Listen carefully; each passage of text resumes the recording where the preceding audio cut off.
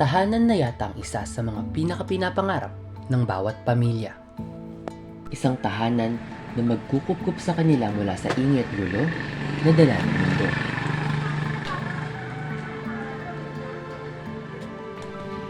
Ngunit, paano kung isa ka sa mga pinagkaitan na tila nakagapos sa multo ng kahirapan? Kakayanin mo bang pasukin ng mundo na mga piniling tumira kasama ng mga buto?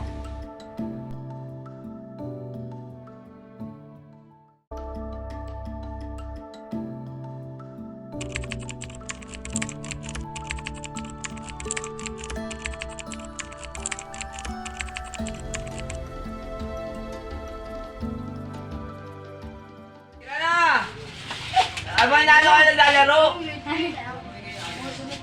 Dali, dali! Naging biroan na ng mga taga rito na tawaging North Village ang naturang sementeryo dahil tila mas okupado pa ito ng buhay kesa ng mga patay.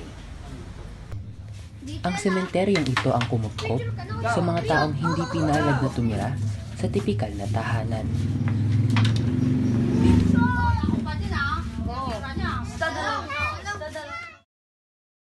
Dito namin nakilala si Mang Obet. Eka nga, namimilay ko ng bote. Tapos tong mga kalakal na to, pinupulot ko. Kasi sayang din. Pera din to eh. Diba? Nakadepende sa dami ng mabubunong sako ng kalakal ang kinikita ni Mang Obet. Kaya naman tila ginto ang bawat bote na makikita niya sa bawat nicho. Ilang years na po kayo dito nakatira? Ha? Wala ka pa siguro. Dito na ako tumanda, dito na ako hantin siguro. Sabihin natin 50 taon. Oh. Diba? Pero paano po kayo napunta dito? Dito? Hindi, talagang dito na kami. Bata pa Kaya lang, laking naloma ako. Kabilang simenteryo. Eh siyempre, nakapag-asawa ko ng taga Bloomingtreet. Kaya nalipat ako rito. Asan po yung asawa naman? Andiyan, sa loob. May anak kayo, tay? Marami. Paano niyo po sila binubuhay, tay, dito po? Kasi nag-aalaga ako ng mga ako na yan. Nag-aalaga. Ano mga nicho? Kaya gaya niya, alaga ko yan. Yan, sunod-sunod siya. Tapos makabila na yan hanggang doon. Kaya ano.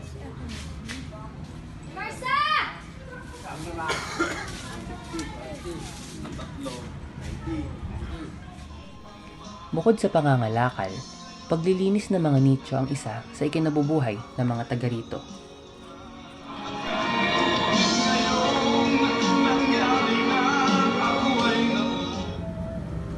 Kaya naman halos ituring nilang Pasko ang araw ng mga patay sa dami na nagpapalinis.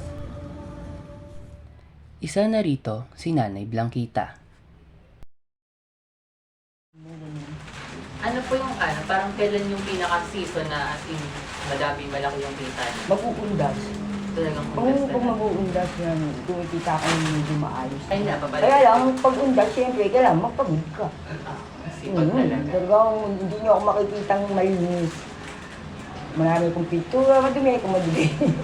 Kasi doon ka lang kikita, sa namantalahin mo na eh. May moments nga na halos wala na akong tulog eh. Kasi mag-uundas eh. Kasi pag mag-uundas, marami nagpapalinis sa akin. Nagpapapintura. Sa mundo na ginagalawan ni Nanay Blanquita, tila sanay na sila sa pagkakayod kalabaw. Anila, kung hindi ka mayaman sa salapi, dapat mayaman ka sa sipag na may mahain ka sa hapag. Kumilos kayo. Di ba? Nahirapan kayo, kaya kainin, maghanap ka. Hindi po pwedeng lalapit lang sa'yo yan. Kasi nga, ako nga sabi sa'yo, kahit ano pinapasok ko, nagtitinda dyan, kaibigan, katulungan mo naman ako. Tulungan kita. Walang masama, pagod lang yan eh. Basta pakainin mo ko, di ba?